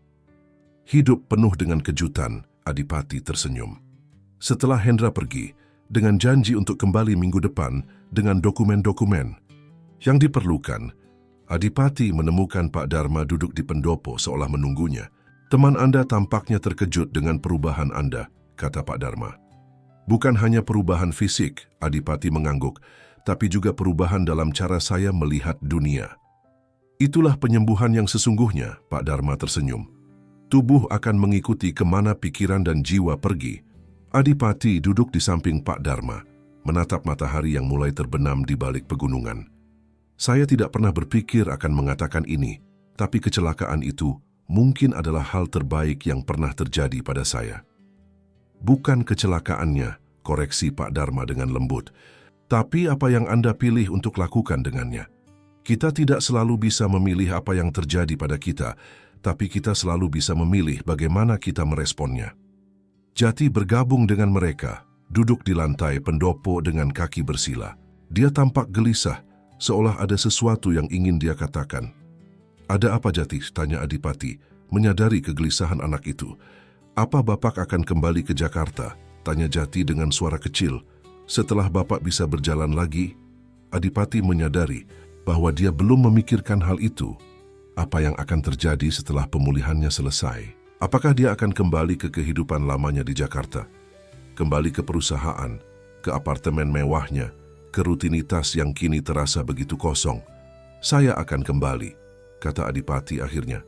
"Tapi tidak untuk tinggal, hanya untuk menyelesaikan beberapa urusan, mengatur perusahaan dan mungkin menjual apartemen saya." "Lalu?" tanya Jati, matanya melebar dengan harapan. Adipati menatap anak itu, anak yang telah mengubah hidupnya dengan satu pertanyaan sederhana di taman beberapa bulan lalu. Anak yang meskipun telah kehilangan segalanya, masih memiliki harapan dan kebaikan yang begitu murni. Lalu kata-kata Adipati dengan senyuman hangat, "Saya akan kembali ke sini untuk membangun rumah sakit yang saya janjikan, dan mungkin jika kau mau, untuk menjadi keluarga yang tidak pernah kau miliki." Mata Jati berkaca-kaca. "Sungguh, Pak. Sungguh." Adipati mengangguk, merasakan sesuatu yang hangat dan penuh di dadanya. Perasaan yang dia kenali sebagai cinta, sesuatu yang sudah lama tidak dia rasakan. "Kau telah memberiku harapan ketika aku tidak memilikinya. Sekarang giliranku untuk melakukan hal yang sama untukmu." Pak Dharma menyaksikan interaksi itu dengan senyum bijaksana. "Sepertinya penyembuhan Anda hampir lengkap, Adipati." "Penyembuhan fisik mungkin," Adipati mengangguk. "Tapi saya rasa perjalanan yang sebenarnya baru saja dimulai." Saat matahari terbenam sepenuhnya dan bintang-bintang mulai bermunculan di langit malam Ciawi, Adipati merasakan kedamaian yang tidak pernah dia rasakan sebelumnya. Dia tidak tahu apa yang akan terjadi selanjutnya, tidak tahu sejauh mana pemulihannya akan berlangsung, tidak tahu tantangan apa yang menunggu dalam proyek barunya. Tapi untuk pertama kalinya dalam hidupnya, ketidaktahuan itu tidak menakutkannya. Karena sekarang dia memahami apa yang Pak Dharma coba ajarkan padanya sejak awal, bahwa kadang-kadang keajaiban terbesar terjadi ketika kita memiliki keberanian untuk melepaskan kontrol dan mempercayai apa yang tidak bisa dijelaskan oleh logika. 6 bulan telah berlalu sejak hari pertama Adipati menginjakkan kaki di Ciawi. Musim berganti dari kemarau ke hujan, membawa perubahan pada lanskap desa yang kini begitu dia cintai. Sawah-sawah menghijau, sungai mengalir lebih deras, dan pohon-pohon berbuah lebat. Tapi perubahan terbesar terjadi pada dirinya sendiri. Pagi ini, seperti banyak pagi sebelumnya, Adipati berjalan perlahan menyusuri jalan setapak menuju sungai. Langkahnya masih tidak sempurna, dia masih membutuhkan tongkat untuk berjalan jarak jauh dan terkadang merasa lelah lebih cepat dari orang lain. Tapi bagi seseorang yang didiagnosis tidak akan pernah berjalan lagi, setiap langkah adalah keajaiban. "Pak Adipati," panggil sebuah suara familiar. Jati berlari ke arahnya dengan senyum lebar, mengenakan seragam sekolah baru yang rapi. "Lihat, nilai ujian matematika saya." Anak itu mengulurkan selembar kertas dengan angka 95, tertulis di bagian atas dalam tinta merah. Adipati tersenyum bangga. "Luar biasa, Jati." Dia mengacak rambut anak itu dengan sayang. "Bu Sari pasti sangat bangga." "Dia bilang saya bisa jadi dokter kalau terus seperti ini," kata Jati dengan mata berbinar. "Saya sudah mulai belajar biologi juga, meskipun tidak ada di kurikulum sekolah dasar." Adipati menatap anak itu dengan haru. Dalam 6 bulan, Jati telah berubah dari anak jalanan yang berjuang untuk bertahan hidup menjadi murid teladan dengan masa depan cerah di depannya. Setelah Adipati secara resmi menjadi wali hukumnya 3 bulan lalu, Jati tidak perlu lagi khawatir tentang makanan, tempat tinggal, atau biaya sekolah. Dia bisa fokus menjadi anak-anak dan mengejar mimpinya. "Bapak, mau ikut ke sekolah hari ini?" tanya Jati penuh harap. "Hari ini ada pertemuan dengan arsitek untuk gedung baru." "Tentu," Adipati mengangguk. "Saya ingin melihat perkembangannya." Mereka berjalan bersama menuju sekolah desa yang kini sedang dalam proses renovasi besar. Sebagai bagian dari Yayasan Harapan Baru yang didirikan Adipati, sekolah ini akan diperluas untuk mencakup fasilitas pendidikan yang lebih baik, termasuk laboratorium sains dan perpustakaan modern. Di lokasi sekolah, beberapa pekerja konstruksi sudah sibuk bekerja. Pondasi untuk bangunan baru telah selesai dan kerangka dinding mulai terlihat. Adipati disambut oleh kepala sekolah dan arsitek proyek yang segera menunjukkan rencana dan kemajuan terkini. "Kita harus memastikan bangunan ini tahan gempa," Adipati mengingatkan arsitek. "Dan saya ingin sistem penyimpanan air hujan diintegrasikan ke dalam desain, seperti yang kita diskusikan sebelumnya." "Sudah termasuk dalam rencana, Pak," arsitek meyakinkannya. "Bangunan ini akan menjadi contoh arsitektur berkelanjutan untuk daerah pedesaan." Adipati mengangguk puas. Dulu fokusnya selalu pada efisiensi biaya dan pengembalian investasi. Sekarang dia lebih mementingkan keberlanjutan, dampak jangka panjang, dan manfaat bagi komunitas.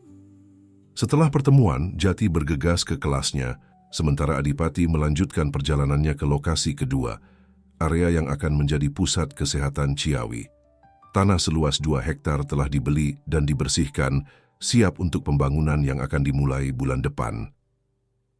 Di sana, Sari sedang berbicara dengan beberapa pekerja, memegang cetak biru dalam tangannya. Sebagai direktur proyek kesehatan, dia telah bekerja tanpa kenal lelah untuk memastikan pusat kesehatan ini akan memenuhi kebutuhan nyata masyarakat desa. "Adipati," dia tersenyum melihatnya mendekat. "Tepat waktu. Kami baru saja mendiskusikan tata letak klinik anak." "Bagaimana perkembangannya?" tanya Adipati, bergabung dengan diskusi. "Sesuai jadwal," jawab Sari. "Peralatan medis akan tiba dari Jakarta minggu depan, dan kami telah merekrut 2 dokter dan 4 perawat yang bersedia bekerja penuh waktu di sini." "Luar biasa," Adipati mengangguk. "Bagaimana dengan program pelatihan untuk kader kesehatan desa?"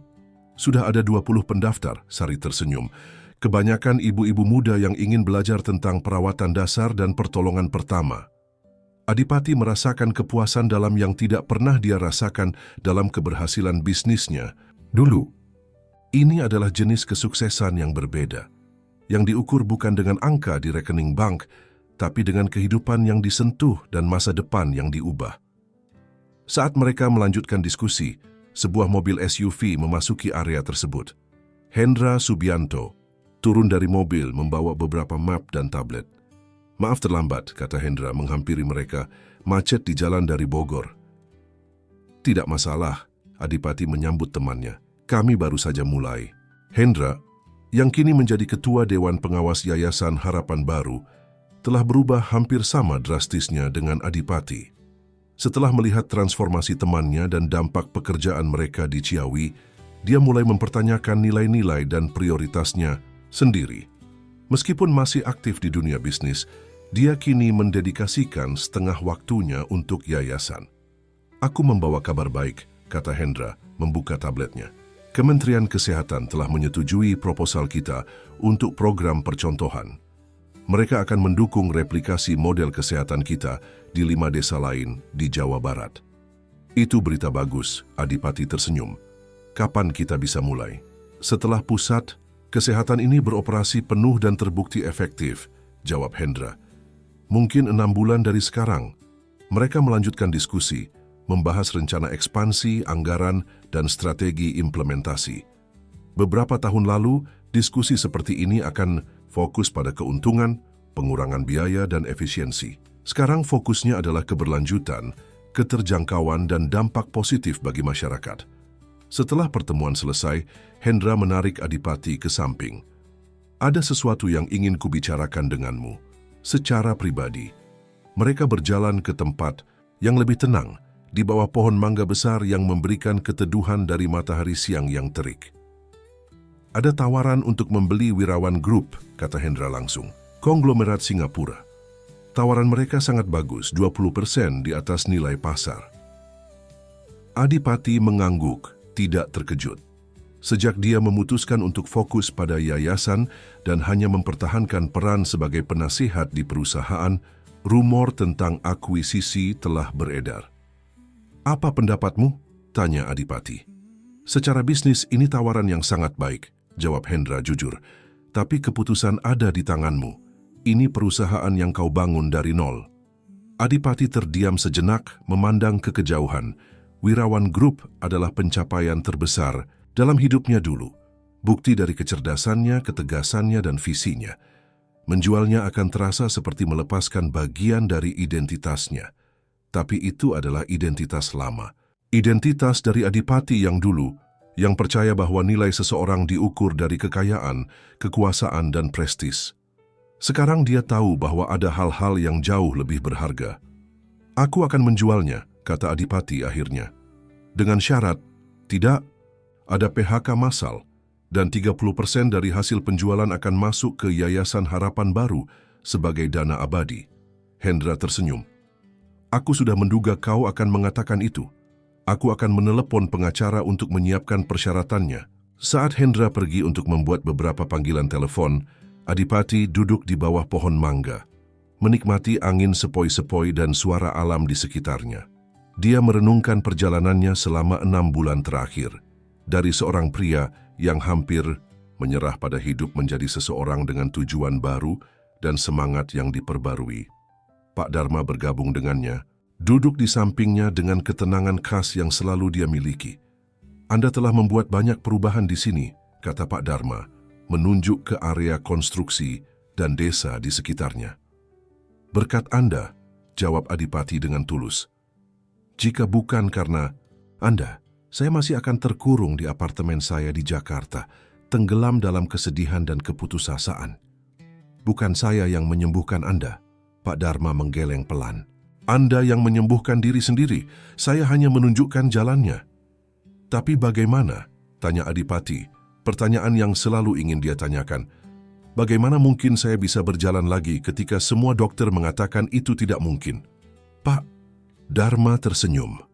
"Tubuh memiliki kemampuan penyembuhan yang luar biasa ketika kita memberinya apa yang dibutuhkan, nutrisi yang tepat, gerakan yang tepat, energi yang tepat, dan yang terpenting, pikiran yang tepat." "Pikiran yang tepat?" "Ya," Pak Dharma mengangguk. "Pikiran yang tidak membatasi apa yang mungkin, pikiran yang terbuka pada keajaiban, pikiran yang melihat melampaui apa yang tampak." Adipati merenung. Selama hidupnya, dia telah begitu terpaku pada apa yang bisa dilihat, diukur, dan dibuktikan. Dia telah mengabaikan dimensi lain dari keberadaan, intuisi, spiritualitas, koneksi yang melampaui logika. Saya masih tidak sepenuhnya mengerti, akunya. Tapi saya tidak lagi membutuhkan penjelasan untuk percaya. Itulah penyembuhan terbesar. Pak Dharma tersenyum. Bukan tubuh Anda yang berjalan lagi, tapi hati Anda yang telah belajar untuk percaya pada apa yang tidak bisa dijelaskan. Sore itu, Adipati kembali ke pondok kecilnya yang telah menjadi rumah selama 6 bulan terakhir. Meskipun dia kini memiliki rumah yang lebih besar yang dibangun di tepi desa, dia masih sering menghabiskan waktu di pondok pertamanya, tempat di mana transformasinya dimulai. Jati sudah menunggunya di sana, sibuk mengerjakan pekerjaan rumahnya di meja kecil. "Bagaimana sekolah hari ini?" tanya Adipati duduk di sampingnya. "Baik," jawab Jati. "Pusari mengajarkan kami tentang sistem tata surya. Tahu tidak, Pak? Bumi berputar mengelilingi matahari dengan kecepatan 170.000 km per jam, tapi kita tidak merasakannya." Adipati tersenyum mendengar antusiasme anak itu. "Banyak hal luar biasa yang terjadi tanpa kita sadari. Seperti Bapak bisa berjalan lagi," kata Jati dengan polos. "Itu juga luar biasa." "Ya," Adipati mengangguk, tersentuh oleh kesederhanaan dan kebenaran observasi itu. "Itu memang luar biasa." Mereka menghabiskan malam itu bersama, makan malam sederhana yang dimasak oleh Ibu Minarni, tetangga yang kini membantu mengurus rumah tangga mereka. Setelah makan, mereka duduk di teras menatap langit malam yang dipenuhi bintang, pemandangan yang tidak pernah Adipati perhatikan selama tinggal di Jakarta. "Bapak tidak pernah cerita," kata Jati tiba-tiba. "Kenapa Bapak setuju pergi ke Ciawi waktu itu? Padahal Bapak jelas-jelas tidak percaya." Adipati terdiam sejenak, memikirkan jawaban yang tepat. "Karena saat itu, tidak ada lagi yang tersisa untuk dipercaya," katanya akhirnya. "Semua yang saya percayai telah gagal, ilmu kedokteran, kekayaan, kekuasaan. Tidak ada yang bisa membantu saya berjalan lagi. Jadi ketika kau menawarkan harapan, meskipun terdengar mustahil, itu lebih baik daripada tidak memiliki harapan sama sekali." "Tapi, Bapak sempat ingin menyerah," Jati mengingatkan. "Minggu kedua Bapak hampir pulang ke Jakarta." "Ya," Adipati tersenyum. "Dan aku bersyukur tidak melakukannya. Kadang-kadang keajaiban terjadi tepat setelah kita hampir menyerah." Jati menyandarkan kepalanya ke bahu Adipati, gerakan yang kini terasa natural bagi mereka berdua. "Saya senang Bapak tidak menyerah." "Aku juga, Jati," Adipati merangkul bahu anak itu. "Aku juga." Keesokan paginya, Adipati bangun lebih awal dan melakukan ritual barunya. Meditasi singkat diikuti dengan latihan pernapasan dan peregangan yang diajarkan Pak Dharma. Rutinitas sederhana ini telah menjadi bagian penting dari pemulihannya, membantu tubuhnya tetap kuat dan pikirannya tetap tenang. Setelah sarapan, dia dan Jati berjalan ke sekolah bersama. Di sepanjang jalan, mereka disapa oleh penduduk desa yang kini mengenal mereka dengan baik. Tidak ada lagi tatapan aneh atau bisikan tentang orang kota yang kaya. Adipati telah menjadi bagian dari komunitas ini, diterima bukan karena uangnya, tapi karena kontribusinya. Di sekolah, acara peresmian bangunan baru akan dimulai.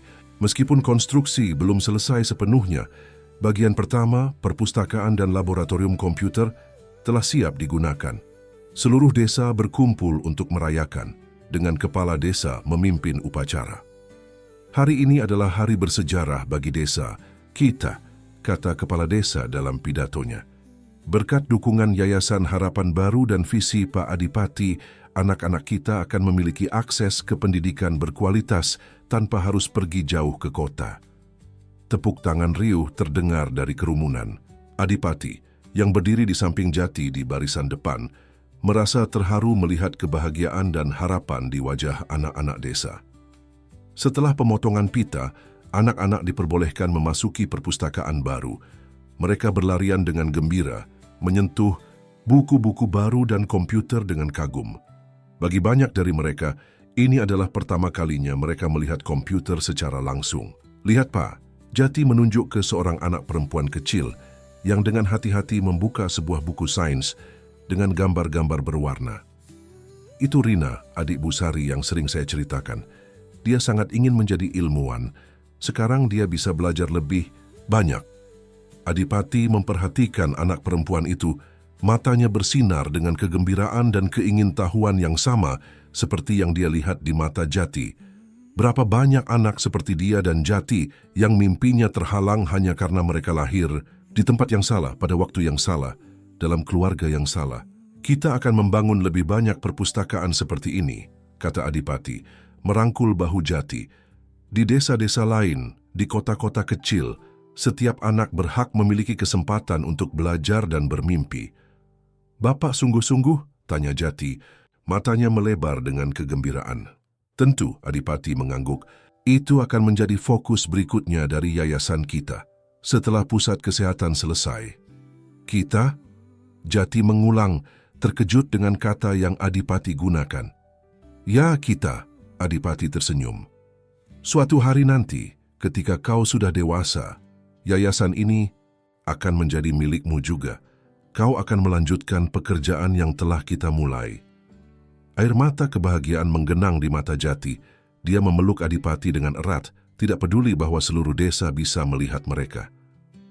Terima kasih, Pak, bisiknya. Saya berjanji tidak akan mengecewakan Bapak. Kau tidak pernah mengecewakan.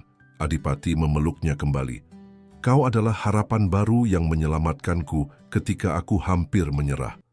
Saat acara berlanjut, Adipati melihat ke sekeliling desa yang kini menjadi rumahnya. Dia melihat Pak Dharma berbicara dengan para tetua desa. Sari menjelaskan tentang program kesehatan kepada sekelompok ibu, dan Hendra berdiskusi dengan kontraktor tentang pembangunan berikutnya. Ini adalah dunia baru yang telah dia bantu ciptakan, dunia yang dibangun bukan atas dasar kompetisi dan kontrol, tapi atas dasar kasih sayang dan kerjasama. Dunia di mana keajaiban tidak harus dijelaskan untuk dipercayai. Ketika kakinya mulai terasa lelah, Adipati duduk di bangku taman sekolah, mengamati kegembiraan di sekitarnya. Seorang wanita tua yang dia kenali sebagai Nenek Wati, dukun beranak desa, duduk di sampingnya. Tuhan memberkati Anda, Nak, kata Nenek Wati dengan suara serak. Anda telah membawa harapan ke desa kami. Bukan saya, kata Adipati rendah hati. Desa ini yang telah memberi saya harapan ketika saya tidak memilikinya. Nenek Wati tersenyum, menunjukkan gigi yang sudah jarang. Itulah bagaimana dunia seharusnya bekerja. Kita saling memberi, saling menerima. Tidak ada yang berdiri sendiri. Kata-kata sederhana itu merangkum semua yang telah Adipati pelajari dalam perjalanannya. Dalam dunia lamanya, dia selalu berpikir bahwa kekuatan datang dari kemandirian, dari tidak membutuhkan siapapun. Sekarang dia tahu bahwa kekuatan sejati datang dari koneksi, dari ketergantungan yang sehat, dari memberi dan menerima dengan tulus. Saat matahari mulai terbenam, Adipati dan Jati berjalan pulang bersama, melewati sawah yang berkilau keemasan dalam cahaya senja. Langkah Adipati masih lambat dan sedikit tertatih, tapi dia tidak lagi melihatnya sebagai kelemahan. Setiap langkah adalah pengingat dari perjalanan luar biasa yang telah dia lalui. Dari kegelapan ke cahaya, dari keputusasaan ke harapan, dari kesepian ke koneksi. Bapak tahu, kata Jati saat mereka hampir mencapai rumah, kadang-kadang saya masih tidak percaya semua ini nyata. Saya takut suatu hari saya akan bangun dan kembali menjadi anak jalanan di Jakarta. Adipati berhenti dan berlutut di depan Jati, memegang kedua bahunya dengan lembut. Ini nyata, Jati, dan tidak akan pernah berubah. Kau adalah anakku sekarang. Secara hukum dan dalam hatiku, tidak ada yang bisa mengubah itu. Jati mengangguk, matanya berkaca-kaca. Dan Bapa adalah ayah saya, ayah yang selalu saya impikan. Mereka berpelukan di tengah jalan desa, dengan matahari terbenam di belakang mereka, dan bintang-bintang mulai muncul di atas. Dua jiwa yang terluka, yang telah menemukan penyembuhan dalam satu sama lain. Mari pulang, kata Adipati akhirnya. Besok akan menjadi hari yang besar. Hari besar apa? Tanya Jati, menggandeng tangan Adipati saat mereka melanjutkan perjalanan. Hari di mana kita mulai menulis bab baru, jawab Adipati dengan senyum. Tidak hanya untuk kita, tapi untuk semua orang yang membutuhkan harapan baru, seperti kita dulu. Dan saat mereka melangkah masuk ke rumah mereka, Adipati tahu dengan pasti bahwa keajaiban terbesar bukanlah dia bisa berjalan lagi. Keajaiban terbesar adalah dia telah belajar untuk percaya pada kehidupan, pada orang lain, dan pada kekuatan penyembuhan yang mungkin tidak bisa dijelaskan oleh logika, tapi bisa dirasakan oleh hati yang terbuka.